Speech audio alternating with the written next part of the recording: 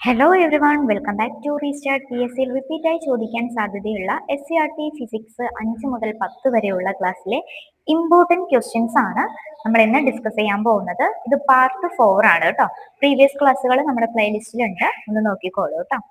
First question, ഭൂമിയുടെ അന്തരീക്ഷത്തിനപ്പുറമുള്ള വിശാലമായ ശൂന്യപ്രകാശം അറിയപ്പെടുന്നത് എന്താണ്? ബഹിരാകാശം എന്നാണ് കേട്ടോ. ബഹിരാകാശം എന്നാണ് ഭൂമിയുടെ അന്തരീക്ഷത്തിന് പുറത്തുള്ള അനന്തമായ ശൂന്യപ്രദേശം അഥവാ ശൂന്യപ്രകാശം അറിയപ്പെടുന്നത് എന്താണ്? ബഹിരാകാശമാണ്. ബഹിരാകാശത്ത് ഭൂമിയുടെ ഏറ്റവും അടുത്ത ആകാശഗോളം ഏതാണ്? ഭൂമിയുടെ ഏറ്റവും അടുത്ത് സ്ഥിതി ചെയ്യുന്ന ആകാശഗോളം എന്ന് പറയുന്നത് ചന്ദ്രനാണ് കേട്ടോ. ചന്ദ്രൻ എന്താണ്? ഭൂമിയുടെ ഏക സ്വാഭാവിക ഉപഗ്രഹമാണ്. ഓക്കെ, ആദ്യത്തെ ബഹിരാകാശ സഞ്ചാരി ആരാണ്? യൂറി ഗഗാറിൻ ആണ് കേട്ടോ. ബഹിരാകാശത്ത് സഞ്ചരിച്ച ആദ്യ മനുഷ്യനാണ് യൂറി ഗഗാറിൻ. ഓക്കെ ആണോ? നാലാമത്തെ ക്വസ്റ്റ്യൻ, യൂറി ഗഗാറിനെ ബഹിരാകാശത്ത് എത്തിച്ച വാഹനം ഏതാണ്? വോസ്റ്റോൺ 1 ആണ് യൂറി ഗഗാറിനെ എവിടെ എത്തിച്ചത്? ബഹിരാകാശത്ത് എത്തിച്ച വാഹനം കേട്ടോ. സോവിയറ്റ് യൂണിയൻ വിക്ഷേപിച്ച ബഹിരാകാശ വാഹനമാണ് വോസ്റ്റോൺ 1. ഓക്കെ, ആരാണ്? സോവിയറ്റ് യൂണിയൻ ആണ് വിക്ഷേപിച്ചത് കേട്ടോ. അപ്പൊ ഈ 4 ക്വസ്റ്റ്യൻസ് മനസ്സിലായല്ലോ. ഭൂമിയുടെ അന്തരീക്ഷത്തിനപ്പുറമുള്ള വിശാലമായ ശൂന്യപ്രകാശം അറിയപ്പെടുന്നത് ബഹിരാകാശം എന്നാണ്. ബഹിരാകാശത്ത് ഭൂമിയുടെ ഏറ്റവും അടുത്ത ആകാശഗോളം ഏതാണ്? ചന്ദ്രനാണ്. ആദ്യത്തെ ബഹിരാകാശ സഞ്ചാരിയാണ് യൂറി ഗഗാറിൻ. ഈ യൂറി ഗഗാറിനെ ബഹിരാകാശത്തെ എത്തിച്ച വാഹനമാണ് വോസ്റ്റോൺ 1 കേട്ടോ. സോവിയറ്റ് യൂണിയൻ വിക്ഷേപിച്ച ബഹിരാകാശ വാഹനമാണ് വോസ്റ്റോൺ 1. അങ്ങനെ 4 ക്വസ്റ്റ്യൻസും ക്ലിയർ അല്ലേ? അടുത്ത ക്വസ്റ്റ്യൻസിലേക്ക് പോവാം. യൂറി ഗഗാറിൻ ബഹിരാകാശത്ത് എത്തിയത് എപ്പോഴാണ് യൂറി ഗഗാറിൻ ബഹിരാകാശത്ത് എത്തിയത്? 1961 ഏപ്രിൽ 12-നാണ് എത്തിയത് കേട്ടോ. മനുഷ്യൻ ആദ്യമായി ബഹിരാകാശത്ത് എത്തിയ ദിവസമാണ് 1961 ഏപ്രിൽ 12. നോട്ട് ചെയ്ത് വെച്ചോളൂ. ആദ്യത്തെ കൃത്രിമ ഉപഗ്രഹമാണ് സ്പുട്നിക് 1 കേട്ടോ. സ്പുട്നിക് 1 ആണ് ആദ്യത്തെ കൃത്രിമ ഉപഗ്രഹം. ഈ സ്പുട്നിക് 1 എപ്പോഴാണ്? 1957 ഒക്ടോബർ 4-നാണ് സ്പുട്നിക് 1 വിക്ഷേപിച്ചിട്ടുള്ളത്. ആദ്യത്തെ കൃത്രിമ ഉപഗ്രഹമാണ് സ്പുട്നിക് 1. അത് വിക്ഷേപിച്ചിട്ടുള്ളത് 1957 ഒക്ടോബർ 4-നാണ്. അന്താരാഷ്ട്ര ബഹിരാകാശ വാരം ആചരിക്കുന്നത് എപ്പോഴാണ്? എപ്പോ മുതലാണ് അന്താരാഷ്ട്ര ബഹിരാകാശം ആചരിക്കുന്നത്? ഒരു വീക്ക് ഒക്ടോബർ 4 മുതൽ ഒക്ടോബർ 10 വരെയാണ് കേട്ടോ. ഒക്ടോബർ 4 മുതൽ ഒക്ടോബർ 10 വരെയാണ് അന്താരാഷ്ട്ര ബഹിരാകാശ വാരം ആചരിക്കുന്നത്. ക്ലിയർ അല്ലേ? അടുത്ത ക്വസ്റ്റ്യൻ, അന്താരാഷ്ട്ര ബഹിരാകാശ സമാധാന ഉടമ്പടി നടന്നത് എപ്പോഴാണ്? അന്താരാഷ്ട്ര ബഹിരാകാശ വാരം എന്ന് പറയുന്നത് ഒക്ടോബർ 4 മുതൽ ഒക്ടോബർ 10 വരെയാണ്. എന്നാൽ അന്താരാഷ്ട്ര ബഹിരാകാശ സമാധാന ഉടമ്പടി 1959 ഒക്ടോബർ 10-നാണ് കേട്ടോ. ഒക്ടോബർ 10 നോട്ട് ചെയ്ത് വെച്ചോളൂ. അന്താരാഷ്ട്ര ബഹിരാകാശ സമാധാന ഉടമ്പടി നടന്നത് 1959 ഒക്ടോബർ 10-നാണ്. ഇന്ത്യയുടെ ആദ്യ കൃത്രിമ ഉപഗ്രഹം ഏതാണ്? എല്ലാവർക്കും അറിയാവുന്ന തന്നെയാണ് അല്ലെ. ആര്യഭട്ടയാണ് ഇന്ത്യയുടെ ആദ്യ കൃത്രിമ ഉപഗ്രഹം. ഓക്കെ, ആദ്യ കൃത്രിമ ഉപഗ്രഹം വിക്ഷേപിച്ച വർഷമാണ് 1975. 1975-നാണ് ഇന്ത്യ ബഹിരാകാശ രംഗത്തേക്ക് ആദ്യമായിട്ട് ചുവട് വെച്ചത്. ഓക്കെ, ദെൻ അമേരിക്കയുടെ ആദ്യ ഉപഗ്രഹ വിക്ഷേപണ വർഷം എന്ന് 1958-നാണ് കേട്ടോ. അമേരിക്കയുടെ ആദ്യ ഉപഗ്രഹമായ എക്സ്പ്ലോറർ 1 ഈ വർഷമാണ് വിക്ഷേപിച്ചിട്ടുള്ളത്. അമേരിക്കയുടെ ആദ്യ ഉപഗ്രഹ വിക്ഷേപണ വർഷം എന്ന് പറയുന്നത് 1958-നാണ്. ഈ വർഷം ആണ് എന്ത് വിക്ഷേപിച്ചത്? അമേരിക്കയുടെ ആദ്യ ഉപഗ്രഹമായ എക്സ്പ്ലോറർ 1 വിക്ഷേപിച്ചിട്ടുള്ളത് കേട്ടോ. നമ്മുടെ മൈക്കിന് ചെറിയൊരു പ്രശ്നമുണ്ട്, അതുകൊണ്ടാണ് 2 പ്രാവശ്യം കേൾക്കുന്നതും കട്ടായി പോകുന്നതും ഒക്കെ കേട്ടോ. അപ്പൊ നമുക്ക് അടുത്ത ക്വസ്റ്റ്യനിലേക്ക് പോവാം. ആദ്യമായി ബഹിരാകാശത്ത് എത്തിയ ജീവി ഏതാണ്? ലൈക്ക എന്ന നായയാണ് ആദ്യമായിട്ട് ബഹിരാകാശത്ത് എത്തിയത് കേട്ടോ. ദെൻ മനുഷ്യൻ ആദ്യമായി ചന്ദ്രനിൽ ഇറങ്ങിയത് എപ്പോഴാണ് മനുഷ്യൻ ചന്ദ്രനിൽ ഇറങ്ങിയത്?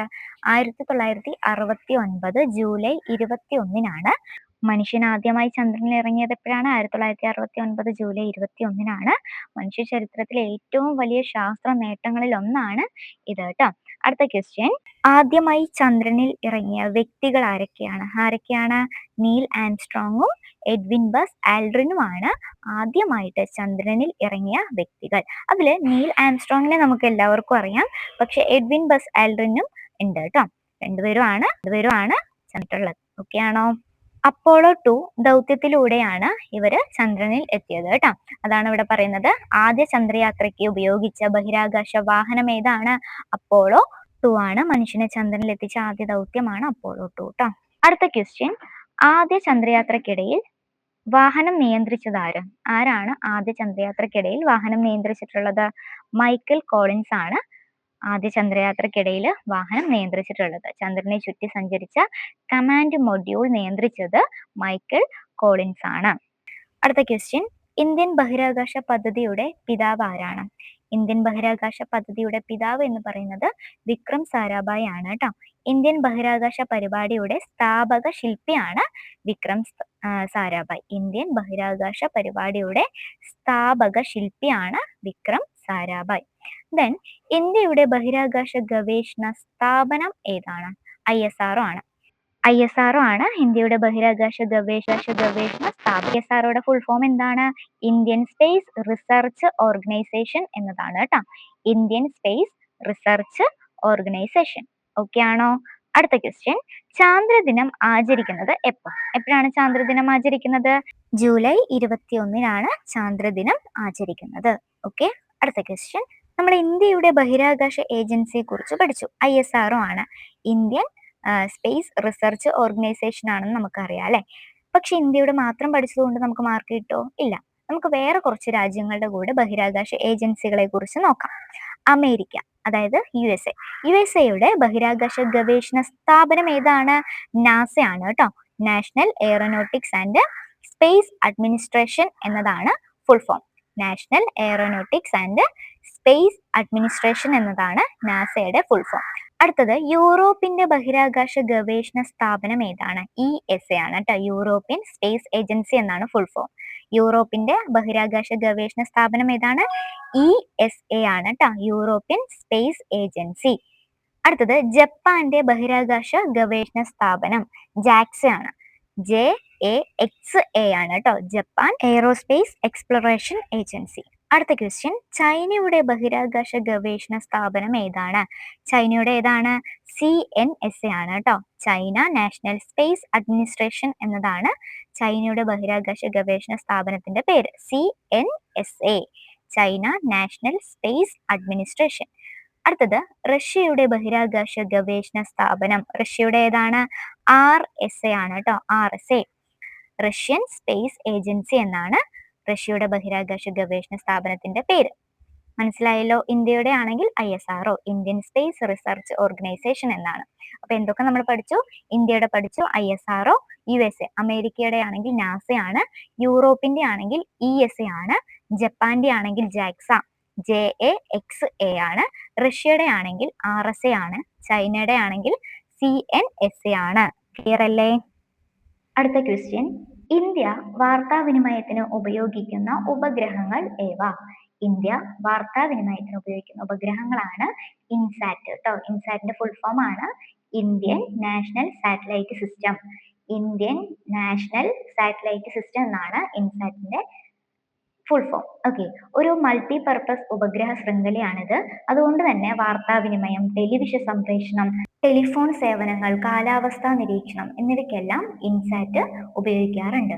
അതേസമയം ഭൂവിഭവ പഠനത്തിന് ഇന്ത്യ ഉപയോഗിക്കുന്ന ഉപഗ്രഹങ്ങളാണ് IRS. അപ്പോൾ നമ്മൾ ഇൻസാറ്റിനെ കുറിച്ചും പഠിക്കുന്നുണ്ട്, IRSനെ കുറിച്ചും പഠിക്കുന്നുണ്ട്. ഇനി മെറ്റ്സാറ്റ് ഉണ്ട്, എജുസാറ്റ് ഉണ്ട്. ഓക്കെ. നാലും എന്താണെന്ന് നമുക്ക് നോക്കാം. IRS എന്ന് പറഞ്ഞാൽ ഇന്ത്യൻ റിമോട്ട് സെൻസിങ് സാറ്റലൈറ്റ് എന്നാണ് കേട്ടോ. IRSന്റെ ഫുൾ ഫോം ആണ് ഇന്ത്യൻ റിമോട്ട് സെൻസിങ് സാറ്റലൈറ്റ്. ഇത് ഭൂവിഭവ പഠനം, കൃഷി പഠനം, വനവിഭവ പഠനം, ജലസ്രോതസ് പഠനം, ഭൂപ്രകൃതി നിരീക്ഷണം, ഇതിനൊക്കെയാണ് IRS, Indian remote sensing satellite ഉപയോഗിക്കുന്നത്. അടുത്തത്, കാലാവസ്ഥാ പഠനത്തിന് ഉപയോഗിക്കുന്ന ഉപഗ്രഹങ്ങളാണ് മെറ്റ്സാറ്റ് അഥവാ കൽപ്പന എന്ന് പറയുന്നത്. കാലാവസ്ഥാ പഠനത്തിന് മാത്രം ഉപയോഗിക്കുന്ന ഉപഗ്രഹങ്ങളാണ് മെറ്റ്സാറ്റ് അഥവാ കൽപ്പന. അടുത്തത് വിദ്യാലയ ആവശ്യങ്ങൾക്ക് ഉപയോഗിക്കുന്ന ഉപഗ്രഹമാണ് എജുസാറ്റ് എന്ന് പറയുന്നത്. വിദ്യാഭ്യാസ ആവശ്യങ്ങൾക്കും അല്ലെങ്കിൽ വിദ്യാലയ ആവശ്യങ്ങൾക്കൊക്കെ വേണ്ടി ഉപയോഗിക്കുന്ന ഉപഗ്രഹമാണ് എജുസാറ്റ്. ക്ലിയർ ആണല്ലോ? ഇൻസാറ്റ് എന്ന് പറഞ്ഞാല് ഇന്ത്യൻ നാഷണൽ സാറ്റലൈറ്റ് സിസ്റ്റം. വാർത്താവിനിമയം, ടെലിവിഷൻ സംപ്രേഷണം, ടെലിഫോൺ സേവനങ്ങൾ, കാലാവസ്ഥാ നിരീക്ഷണം ഇതിനൊക്കെ ഉപയോഗിക്കുന്നതാണ് ഇൻസാറ്റ്. ഇനി IRS എന്ന് പറഞ്ഞാല് ഭൂവിഭവ പഠനം, കൃഷി പഠനം, വനവിഭവ പഠനം, ജലസ്രോതസ് പഠനം, ഭൂപ്രകൃതി നിരീക്ഷണം ഇതിനൊക്കെ ഉപയോഗിക്കുന്നതാണ് IRS, ഇന്ത്യൻ റിമോട്ട് സാറ്റലൈറ്റ് എന്ന് പറയുന്നത്. അടുത്തേതായിരുന്നു നമ്മൾ മെറ്റ്സാറ്റ് അഥവാ കൽപ്പന എന്ന് പറയുന്നത് കാലാവസ്ഥാ പഠനത്തിനാണ്. അടുത്തതാണ് എജുസാറ്റ്. എന്തിനാണ്? വിദ്യാഭ്യാസപരമായ കാര്യങ്ങൾക്ക്, വിദ്യാഭ്യാസ ആവശ്യങ്ങൾക്ക് വേണ്ടി ഉപയോഗിക്കുന്ന ഉപഗ്രഹമാണ് എജുസാറ്റ്. അടുത്ത ക്വസ്റ്റ്യൻ, ഇന്ത്യയുടെ ആദ്യ ചന്ദ്ര പര്യവേക്ഷണ പദ്ധതി ഏത്? ഏതാണ്? ചന്ദ്രയാനാണ് ഇന്ത്യയുടെ ആദ്യ ചന്ദ്ര പര്യവേക്ഷണ പദ്ധതി. അടുത്തത്, ഇന്ത്യയുടെ പ്രഥമ ചന്ദ്ര ദൗത്യം ഏത്? ഏതാണ് ഇന്ത്യയുടെ പ്രഥമ ചന്ദ്ര ദൗത്യം? ചന്ദ്രയാൻ 1 ആണ് കേട്ടോ. ചന്ദ്രയാൻ 1 വിക്ഷേപിച്ചത് 2008 ഒക്ടോബർ 22-നാണ്. ചന്ദ്രയാൻ വിക്ഷേപിച്ചത് എപ്പോഴാണ്? ചന്ദ്രയാൻ 1 2008 ഒക്ടോബർ 22-നാണ് കേട്ടോ. ചന്ദ്രനിൽ ജലസാന്നിധ്യം കണ്ടെത്തിയ ദൗത്യം കൂടിയാണ് ചന്ദ്രയാൻ 1. ചന്ദ്രനിൽ ജലസാന്നിധ്യം കണ്ടെത്തിയ ദൗത്യമാണ് ചന്ദ്രയാൻ 1. ഇന്ത്യയുടെ ആദ്യ ചൊവ്വ പര്യവേക്ഷണ ദൗത്യം ഏതാണ്? മംഗൾയാൻ ആണ് കേട്ടോ. ഇന്ത്യയുടെ ആദ്യ ചൊവ്വ പര്യവേക്ഷണ ദൗത്യമാണ് മംഗൾയാൻ. മംഗൾയാന്റെ മറ്റൊരു പേര് എന്താണെന്ന് അറിയോ? മോം, അതായത് മാർസ് ഓർബിറ്റർ മിഷൻ. മംഗൾയാന്റെ മറ്റൊരു പേരാണ് മോം ട്ടോ, മാർസ് ഓർബിറ്റർ മിഷൻ ചോദിച്ചിട്ടുള്ളതാണ്. മംഗൾയാൻ വിക്ഷേപിച്ചത് എപ്പോഴാണ്? 2013 നവംബർ 5-നാണ് മംഗൾയാൻ വിക്ഷേപിച്ചത്. എപ്പോഴാണ്? 2013 നവംബർ 5-നാണ് മംഗൾയാൻ വിക്ഷേപിച്ചത്. ഇന്ത്യയുടെ ആദ്യ സൗരദൗത്യം ഏതാണ്? ആദിത്യ L1 ആണ് കേട്ടോ. ഇന്ത്യയുടെ ആദ്യ സൗരദൗത്യമാണ് ആദിത്യ L1.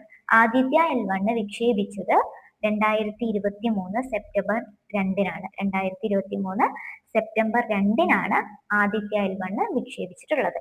ഇന്ത്യയുടെ ആദ്യ ചന്ദ്ര പര്യവേക്ഷണ പദ്ധതി ഏതാണ്? നമ്മൾ പഠിച്ചു, ചന്ദ്രയാൻ 1 തന്നെയാണ്. അടുത്ത ക്വസ്റ്റ്യൻ, ഇന്ത്യയുടെ ആദ്യ വനിതാ ബഹിരാകാശ സഞ്ചാരി ആര്? ഇന്ത്യയുടെ ആദ്യ വനിതാ ബഹിരാകാശ സഞ്ചാരിയാണ് കൽപ്പന ചൗള. ബഹിരാകാശത്ത് യാത്ര നടത്തിയ ആദ്യത്തെ ഇന്ത്യക്കാരൻ ആരാണ്? രാകേഷ് ശർമ്മയാണ് കേട്ടോ. ബഹിരാകാശത്ത് യാത്ര നടത്തിയ ആദ്യത്തെ ഇന്ത്യക്കാരനാണ് രാകേഷ് ശർമ്മ. അടുത്ത ക്വസ്റ്റ്യൻ, രണ്ടാമത്തെ ബഹിരാകാശ യാത്രക്കിടയിൽ കൊളംബിയ സ്പേസ് ഷട്ടിൽ അപകടത്തിൽപ്പെട്ട് മരണമടഞ്ഞ വനിതാ ബഹിരാകാശ സഞ്ചാരിയാണ് കൽപ്പന ചൗള കേട്ടോ. എങ്ങനെയാണ് കൽപ്പന ചൗള മരണപ്പെട്ടത്? രണ്ടാമത്തെ ബഹിരാകാശ യാത്രക്കിടയിൽ കൊളംബിയ സ്പേസ് ഷട്ടിൽ അപകടത്തിൽപ്പെട്ടാണ് മരണപ്പെട്ടത് അല്ലെ. അടുത്ത ക്വസ്റ്റ്യൻ, ബഹിരാകാശത്ത് ഏറ്റവും കൂടുതൽ സമയം ചെലവഴിച്ച ഇന്ത്യൻ വനിതയാണ് സുനിത വില്യംസ് കേട്ടോ. ബഹിരാകാശത്ത് ഏറ്റവും കൂടുതൽ സമയം ചെലവഴിച്ച ഇന്ത്യൻ വനിത ആരാണ്? സുനിത വില്യംസ് ആണ്. അതുപോലെ തന്നെ ബഹിരാകാശത്ത് ഏറ്റവും കൂടുതൽ സമയം നടന്ന ഇന്ത്യൻ വനിതയും സുനിത വില്യംസ് തന്നെയാണ് കേട്ടോ. മാറിപ്പോകരുത്, രണ്ടും ഒന്ന് തന്നെയാണ്. ബഹിരാകാശത്ത് ഏറ്റവും കൂടുതൽ സമയം ചെലവഴിച്ച ഇന്ത്യൻ വനിതയും സുനിത വില്യംസ് ആണ്. ബഹിരാകാശത്ത് ഏറ്റവും കൂടുതൽ സമയം നടന്ന ഇന്ത്യൻ വനിതയും സുനിത വില്യംസ് ആണ്. അടുത്തത് ലാസ്റ്റ് ക്വസ്റ്റ്യൻ ആണ്. മനുഷ്യൻ ഇതുവരെ നിർമ്മിച്ചതിൽ ഏറ്റവും വലിയ റോക്കറ്റ് ഏതാണ്? സാറ്റേൺ 5 ആണ് കേട്ടോ. മനുഷ്യൻ ഇതുവരെ നിർമ്മിച്ചതിൽ ഏറ്റവും വലിയ റോക്കറ്റ് ആണ് സാറ്റേൺ 5.